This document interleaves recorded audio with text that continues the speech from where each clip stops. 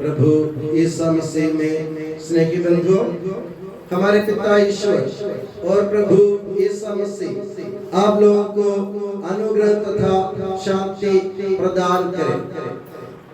हम एलिया सलीब मूसा काल के इस इतवार में प्रवेश कर चुके हैं और प्रभु ईसा मसीह हम लोगों को ये बतलाना चाहते हैं कि क्रिस्ती जीवन यानी ईसाई जीवन परीक्षा का जीवन।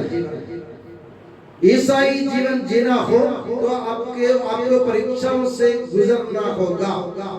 बिना परीक्षा के ईसाई जीवन असंभव है। आप जानते हैं जब प्रभु ईश्वर ने इब्राहिम को बुलाया, इब्राहिम से कहा मैं तुम्हें आशीर्वाद दूंगा, तुम्हारे वंशज को ऐसा बढ़ाऊंगा कि वो सागर के बालुओं की तरह बढ़ जाएंगे। फिर भी 100 साल इंतजार करने के बाद इब्राहिम को संतान प्राप्त हुई। यानी इब्राहिम 100 साल अपने जीवन में परीक्षाओं के दौरों से गुजरता रहा, फिर भी उन्होंने अपने विश्वास को नहीं त्यागा। ईश्वर ने उनको आश्वासन दिया था कि मैं तुम्हें आशीर्वाद दूंगा, तुम आशीर्वाद के स्रोत बन जाओगे, दुनिया भर के लोग तुमसे आशीर्वाद, तुम्हारे द्वारा आशीर्वाद प्राप्त करेंगे।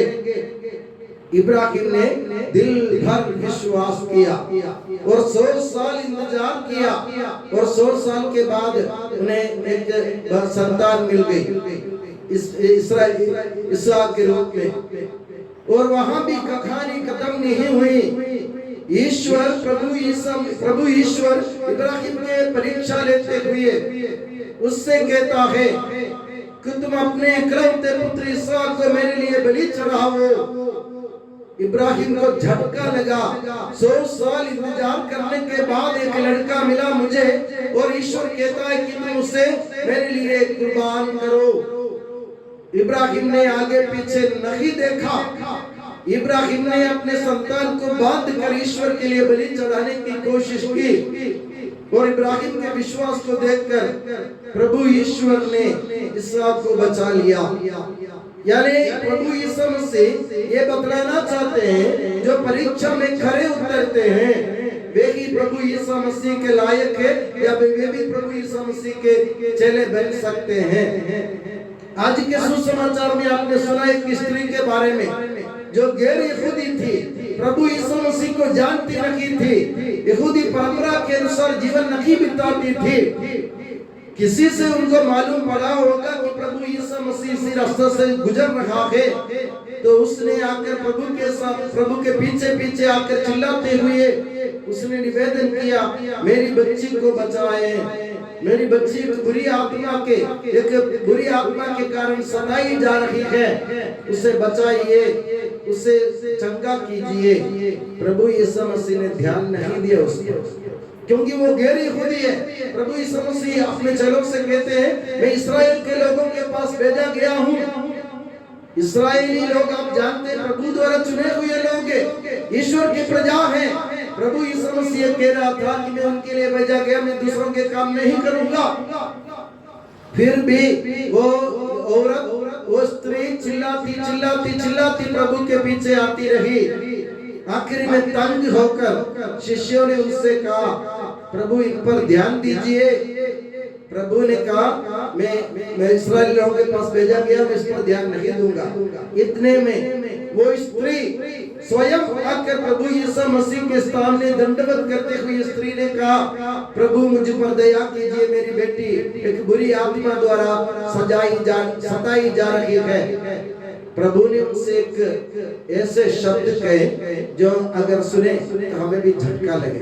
प्रभु ने कहा बच्चों की रोटी लेकर कुत्तों के सामने डालना ठीक नहीं। यानी जो रोटी बच्चे खाने वाले हैं उसे कुत्तों के सामने नहीं डालना चाहिए। और लोग कहते हैं प्रभु यीशु मसीह ने उस स्त्री का अपमान किया, उस स्त्री को कुत्ते की तरह माना। ना मेरे प्यारे बंधुओं, यूनानी भाषा में कुत्ते को सूचित करने के लिए 2 शब्द, एक शब्द है कुवन मतलब कुत्ता और एक दूसरा शब्द है कुनारियोन। ये दोनों शब्दों के बीच में फर्क है। कुवन मतलब बड़ा कुत्ता है जो बड़ा हुआ और कुनारियोन मतलब छोटा पिल्ला है। जिसने भी इस पवित्र बाइबल का अनुवाद किया हो उसने कुओं की जगह कुनारियों की जगह कुओं लिख दिया। इसलिए हमने आज पढ़ा बच्चों की रोटी लेकर पिल्लों के सामने डालना ठीक नहीं है। मगर प्रभु यीशु मसीह का कहने का मतलब ये, प्रभु यीशु मसीह यहूदी परंपरा की तरफ उनका ध्यान आकर्षित कर रहा था। यहूदी परंपरा के अनुसार आज भी अगर आप इस्राएल में जाएंगे ये कुत्ते यहूदी लोगों के लिए हराम है। जैसे सुअर मुस्लिम लोगों के लिए हराम है, वैसे कुत्ता या कुत्ते यहूदी लोगों के लिए हराम है। वे कुत्तों को पालते नहीं है यहूदी लोग, मगर छोटे पिल्लों को, कुत्तों के छोटे बच्चों को वे जरूर पालते हैं। कुत्ते बड़े होने के बाद, पिल्ला बड़े होने के बाद उनको घर से छोड़ देते। छोटे बच्चों को, कुत्ते के छोटे बच्चों को पिल्ला कहते, पिल्लों को वे लोग पालते थे। तो प्रभु ने कहा कि कुत्तों के बच्चों की रोटी लेकर कुत्तों के सामने डालना ठीक नहीं है। मगर उस स्त्री ने अपने विश्वास को जागृत करते हुए प्रभु से कहा, प्रभु मैं मानती हूँ कि कोई भी व्यक्ति वो बच्चों की रोटी कुत्तों के सामने नहीं डालते, मगर प्रभु आप जानते हैं कि छोटे पिल्ले जो अपने घर पे रहते हैं, जो छोटे पिल्ले हैं वो स्वामी के मेज से गिरने वाले चूर खाते ही हैं। उस स्त्री को मालूम था कि यहूदी लोग छोटे पिल्लों को अपने मेज के चूर खिलाते थे, अपने खानों के चूर खिलाते थे, उसको मालूम था। इसलिए उसने अपने विश्वास को प्रभु के सामने खुले आम स्वीकार करते हुए कहा, प्रभु मैं भी एक पिल्ला जैसा हूँ, आपकी मेज से गिरने वाले चूर खाने वाले पिल्ला जैसा मैं भी हूँ, मुझे भी आशीर्वाद दीजिए। तो प्रभु ने इस शब्द से, प्रभु ने उस स्त्री से कहा, तुम्हारा विश्वास महान है। क्योंकि इतनी सारी परीक्षा लेने के बावजूद भी, इतनी बार नकारने के बावजूद भी, इतनी बार ध्यान न देने के बावजूद भी, उसे कुत्ते कहने के बावजूद भी उसका विश्वास प्रभु यीशु मसीह पर, उसका विश्वास नहीं मरा, उसका विश्वास जिंदा रहा। प्रभु ने उस विश्वास को देखा जो परीक्षा में खरा उतरता है। मेरे प्यारे बंधु, हमारे जीवन परीक्षाओं का जीवन है। हम अगर अपनी परीक्षा में खरे नहीं उतर पाएंगे तो हम प्रभु यीशु मसीह से आशीर्वाद नहीं प्राप्त कर सकेंगे। प्रभु यीशु मसीह कनानी स्त्री के इस उदाहरण से हमको ये स्पष्ट बतलाना चाहते हैं, तुम्हारे जीवन में परीक्षाएं होंगी, तुम्हारे जीवन में कठिनाइयां आएंगी, मुसीबत आ जाएंगी, परेशानियां आ पड़ेंगी।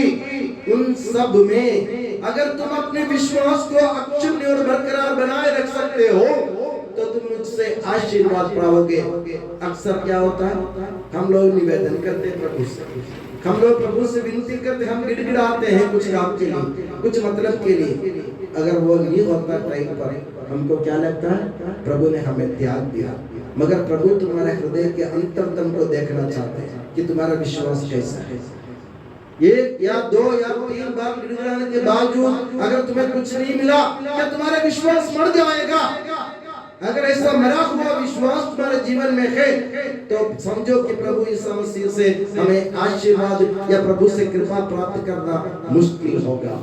इसलिए चाहे कुछ भी हो जाए, चाहे कुछ भी हो जाए, हमारे विश्वास को अक्षुण्ण बनाए रखना हमारा काम है। जागृत करना अपने विश्वास को। जितने बार प्रभु ने मना की उतनी बार उसने और जोर से उसने निवेदन किया, प्रभु मुझ पर दया कीजिए।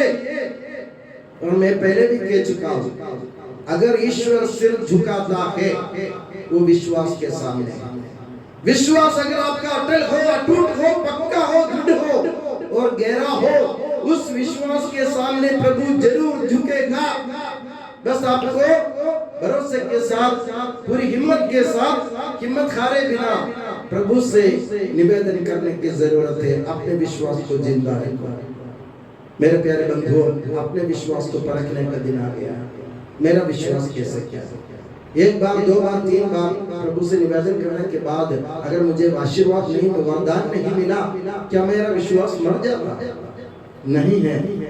मैंने भी आपको मैंने भी कितने उदाहरण दिया मेरे जीवन का, क्योंकि कई बार सालों तक प्रभु के सामने गिड़गिड़ाने के बाद भी जब वरदान नहीं मिला तो मुझे भी ऐसा लगा कि मैं व्यर्थ की उनकी पूजा कर रहा हूँ, मैं व्यर्थ की प्रार्थना कर रहा हूँ। मगर अचानक प्रभु ने कई सालों बाद मेरे जीवन में जब आशीर्वाद बरसाया तो मुझे लगा कि मेरे प्रभु मेरी तरफ ध्यान दे रहा है। प्रभु मेरी तरफ ध्यान देता है कि प्रभु ये देखता है कि मेरा विश्वास मरेगा कि नहीं मरेगा। तो मेरे प्यारे बंधुओं, विश्वास को जिंदा रखना सीखो, विश्वास को जिंदा रखना सीखो और पूरी विश्वास के साथ, ताकत के साथ, हिम्मत के साथ, दृढ़ता के साथ प्रभु से विनती आप करोगे ना, प्रभु कभी नहीं ठुकरा पाएगा आपकी विनती को। कारण मैंने आपको बताया, प्रभु विश्वास के सामने ही झुकता है।